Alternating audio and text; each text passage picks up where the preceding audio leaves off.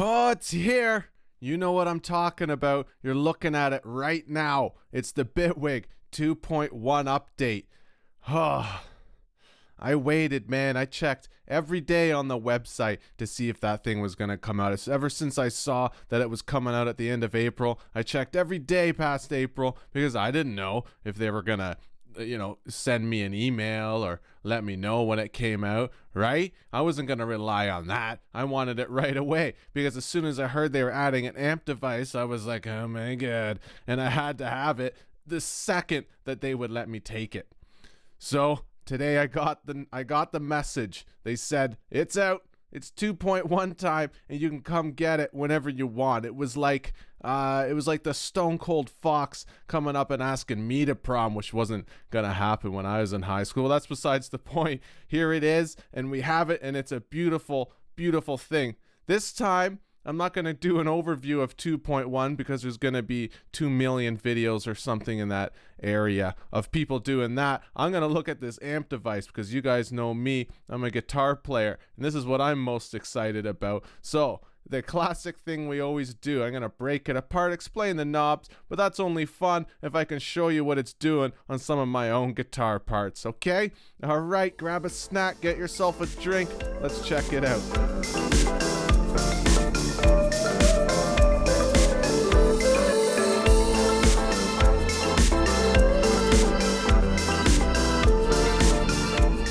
Okay, here we are, and I have loaded up what I would call more of a song idea than what's turning into a song. These are bed tracks, more or less. These are just ideas that I've kind of etched into Bitwig, and more than likely, once I've kind of proven the method, I'll go and replace all these parts with some really well-performed guitar parts, and it'll turn into a song. But let's just have a listen to it and see what I've done. Now, this is not using the Bitwig amp device yet. Okay, I want you to hear a before and after.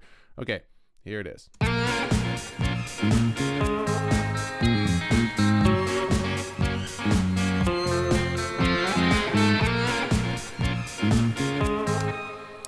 Pretty good. Well, I mean, it's all right, I guess. But, okay, let's kill the amplitude. Let's bring up the Bitwig 2.1 amp. All right, so I'm going to explain some of these knobs to you because that's what we do here. We learn things together. And then I'm going to try and tweak this to make these guitar parts sound a little bit better. So, and I'm doing it that way because if you wanted to take off after I explain the knobs and do your own thing, you can do that. If you want to stick around and see what I would do or what I, might dink around with as far as my own guitar parts and this amp, you're more than welcome to stay. In fact, I hope you do. Okay, so basically we have a classic amp, and it's very much like a guitar amp, even though it's just called amp, and that's most likely because you could put this amp on anything. You could put it on drum kits and stuff, and I've tried that actually before I loaded up this project when I was deciding which project I would use to show you, and it sounds pretty awesome. Okay, so let's divide it up. We've got the pre right here. We got the post right there, and just like their namesake, this is before what? The distortion. And this is post what? Post distortion. Okay, so here we have an EQ, and this is basically, because it's on a guitar signal, this is basically like me EQing my guitar before the distortion hits it. And it's different because this is gonna dictate what the distortion distorts, right? It's different than me EQing after the distortion, because now I'm EQing the sound of my guitar with the distortion added to it. Does that make any sense? For example, if I turn this down and I bring this over here and I hype the low end, on this EQ, if I have it EQ'd like that and then I put distortion on it, I'm going to get sound up in this region because that's what distortion does. If I did this exact EQ over here, what I'm doing is I'm trying to cut out the sound that comes up here. Okay, does that make any sense? Let's see if I can make that audible for you. Okay. Let's have a listen to the guitar signal the amp while I'm moving this EQ.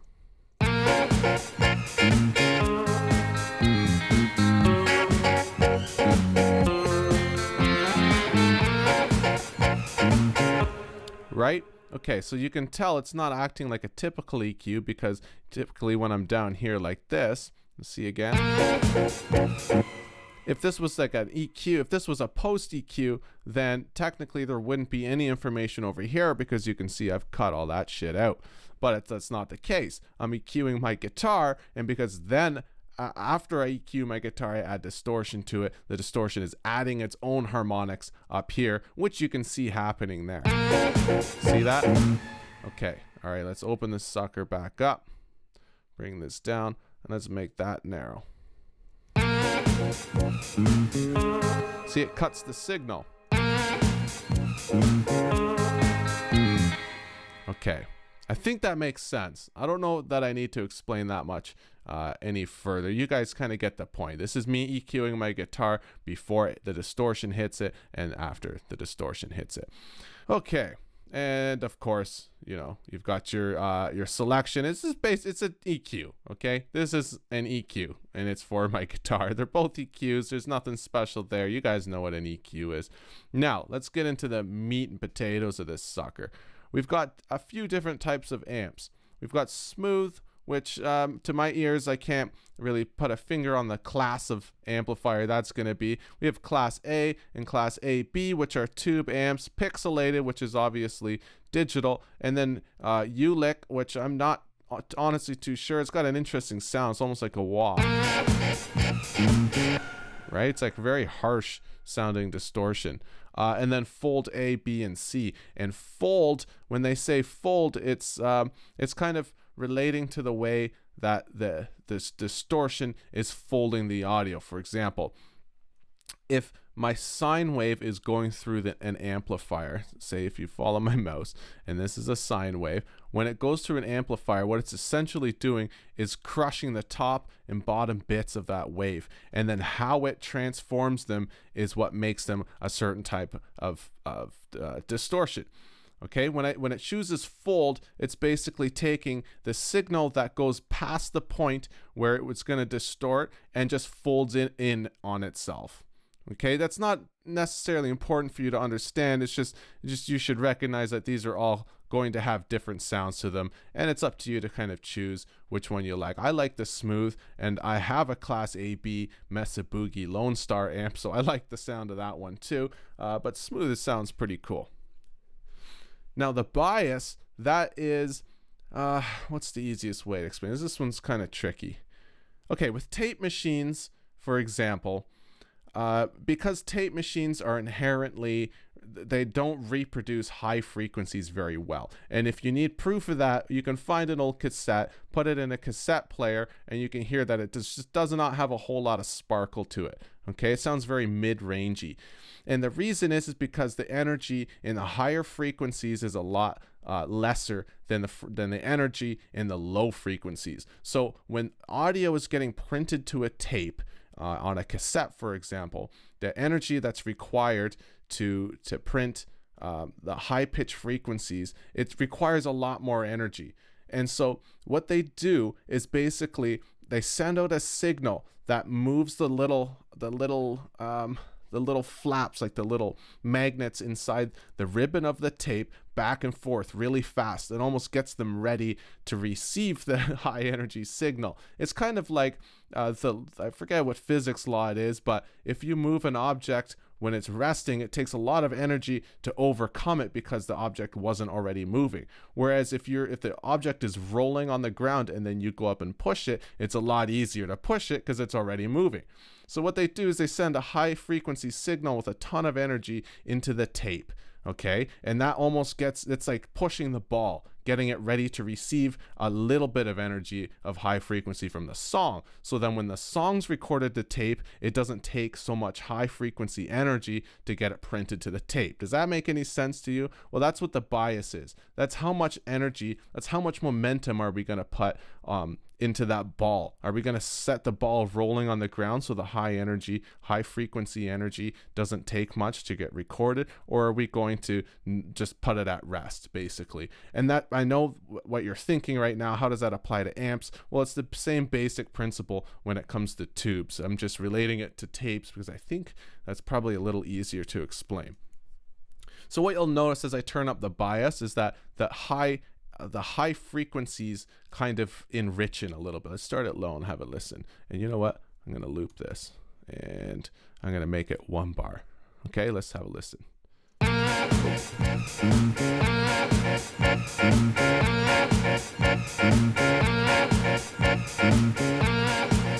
Okay, do you see what I mean? It's not like it's opening a filter where it's getting super sparkly. It's just that the affinity for high frequencies is a little more catchier up here than it is down there. Okay?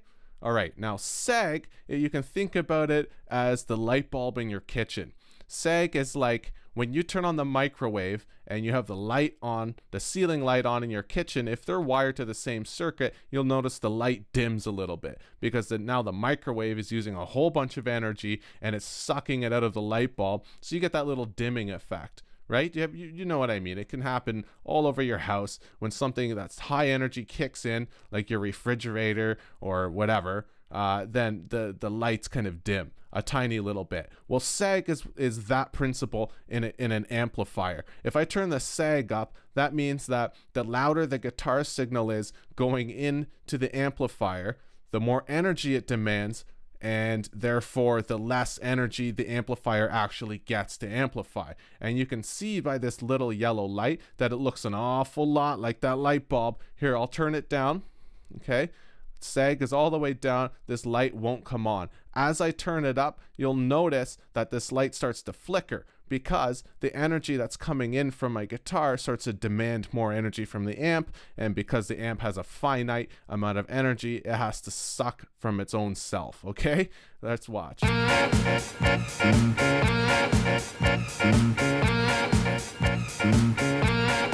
See that? Now basically every time the guitar makes a signal, that light's coming on, which is a lot of sag at this point, even though it's at halfway. So what effect does that have? Well, it's kind of like a natural compressor, because if I hammer down on my guitar and make a really loud volume signal and put it into this amplifier, it's going to demand more power, but because there's only so much power an amp can give, it's actually going to get quieter in order to reproduce that sound, which means it's kind of like a natural compressor, but also it makes it easier for the amp to distort at that lower volume. So not only is it compressing my guitar signal a little bit, it's giving it a different type of distortion. Okay, and guys like Eddie Van Halen, they would make sure that they're always slamming the sag inside their amplifier. They'd play super hot and they'd push their amps like hell and make sure that it's sagging, because you get this really sweet kind of distortion. Even though it's a little bit quieter, you would get this beautiful distortion. So if I turn this all the way up, well, let me bring it up slowly, and then when I get up here like that, it's going to be really quiet, but I'll bring up the gain to compensate, and you can decide for yourself if it's a sweet sound or an annoying sound.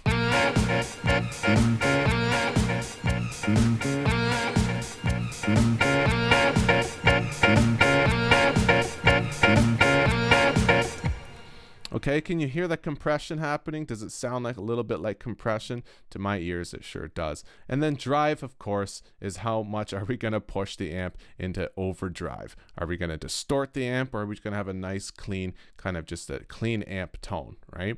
Obviously, in this case, I want a decent amount of drive, so I'm going to leave that sucker up, and I liked it around there, the sag.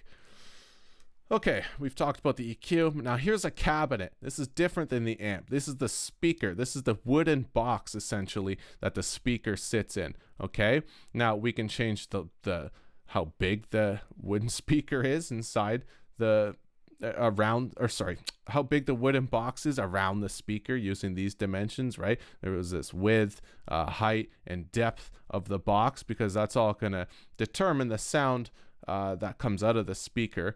And then here, they call this cab reflection, but to me, it sounds like whether the cabinet is open-backed or closed-backed. You guitar guys and others will know what I'm talking about, but basically, does the amplifier have a hole at the back of it or no hole? Okay, so they called it reflection, but we'll play with it. Well, let me play with it now. You can hear what I'm saying.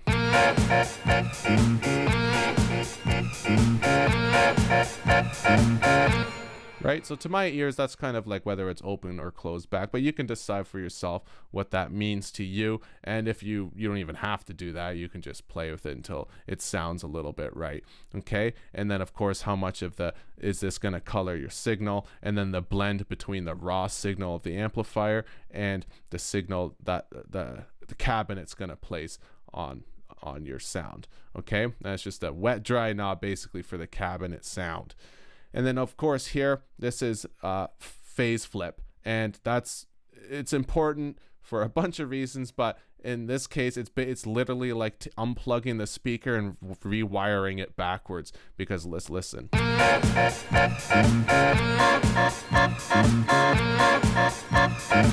Okay, the difference is if you slow down a speaker when it makes sound, say the speaker punches outwards and then inwards and then back to 0. Well, if I flip the phase, it's going to punch inwards, then outwards, and then back to 0. And that's the difference that it makes right there. Okay. These, I'm assuming, are just different cabinet types. And to me, it's not just cabinet. Sorry, not cabinet types, but like microphone placements. I feel like they're either getting closer or farther away from the cone of the speaker, and that's kind of the effect that this has. Let's listen.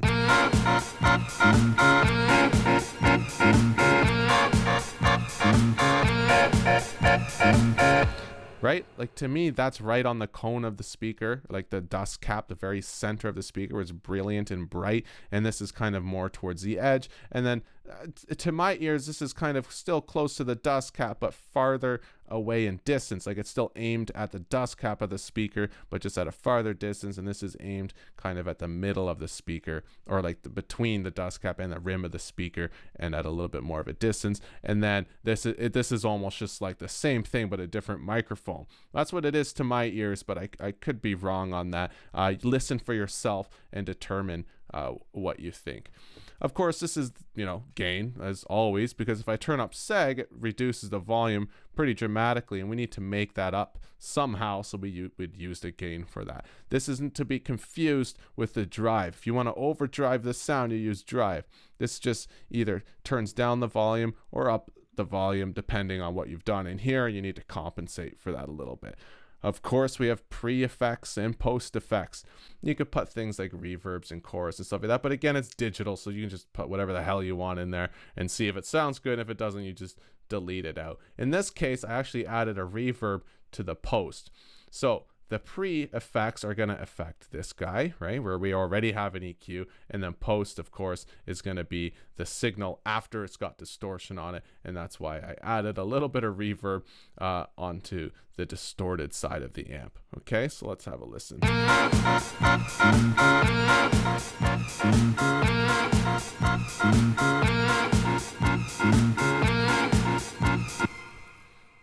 Okay, can I dick around with my own signal now? Can I play with my guitar now? I think so.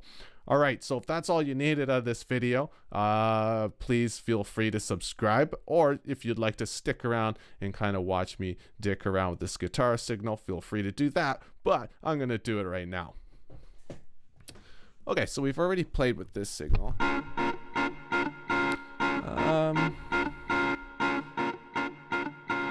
little more seg. A little gain.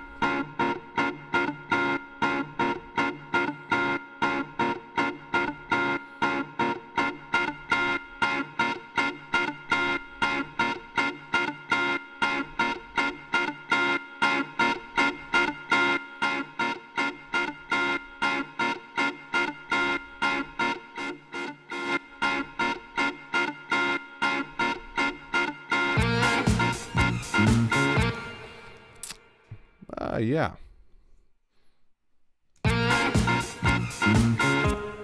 That works for me because I still want reverb on the signal, but I want it to be punchy because this is not so much a guitar as it is a drum. In this case, it's rhythmic. It's supposed to go ba ba ba ba ba, right? And I don't want to carry over that sound into the next one and blend them in, kind of like holding the sustain pedal on a piano. I want them to be a little choppy. Yeah, it works for me. All right, what's this guy?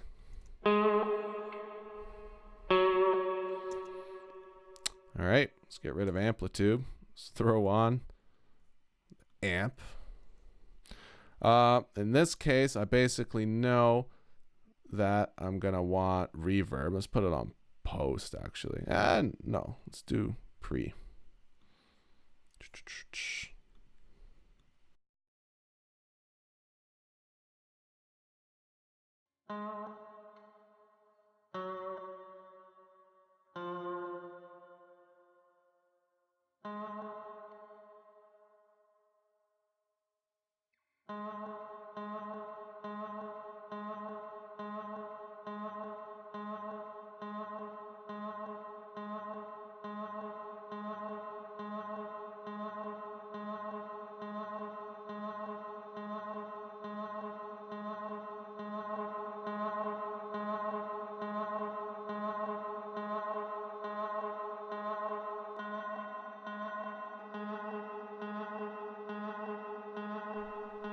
Yeah, that's okay. All right, enough already.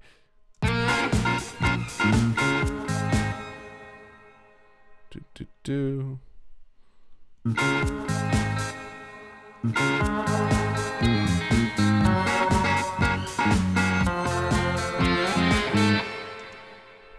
right, we're getting somewhere now. Now, my idea for this bit here was to actually use power chords. Instead, I've kind of just made a single note sound. Let's hear. Doom. Let's bring that over here.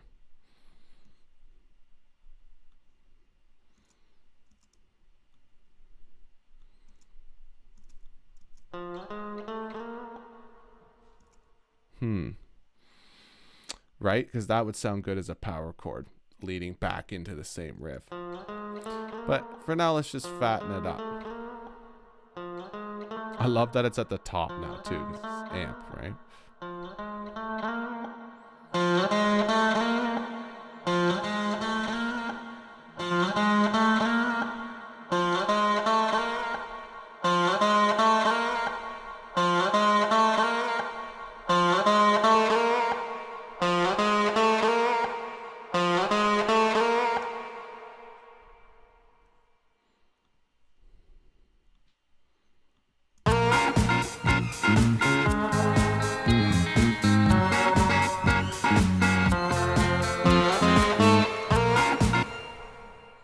I could live with that.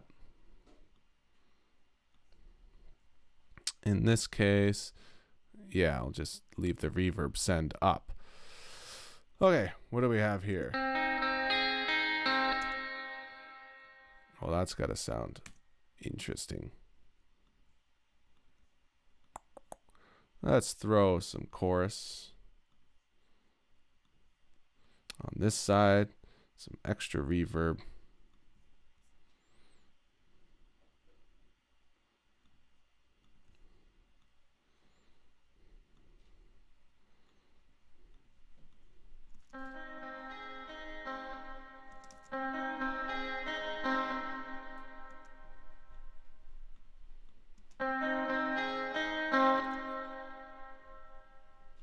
Well, I was going to compress it anyway, but maybe I'll just use sag.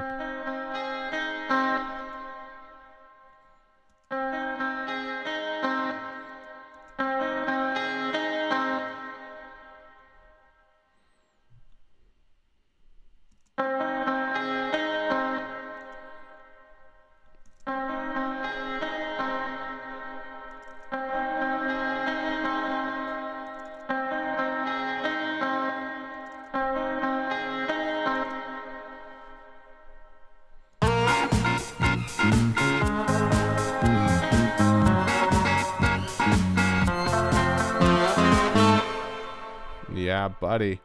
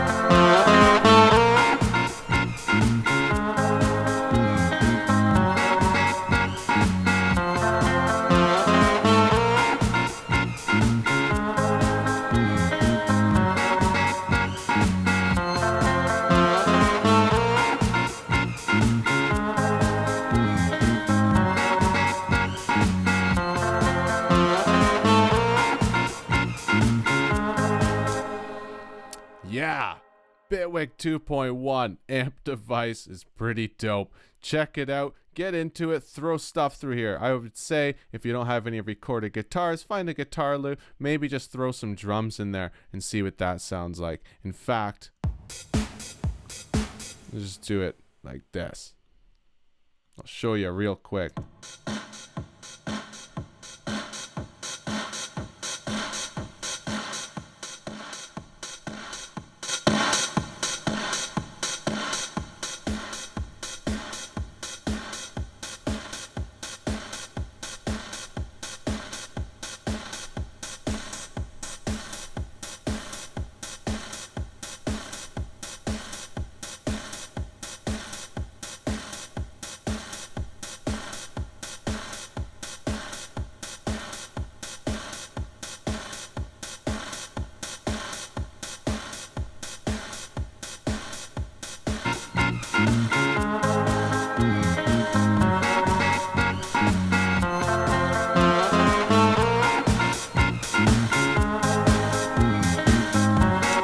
Yeah, buddy. All right. I'll see you in the next video. I'm sure this one's long enough. All right, kids. Take care.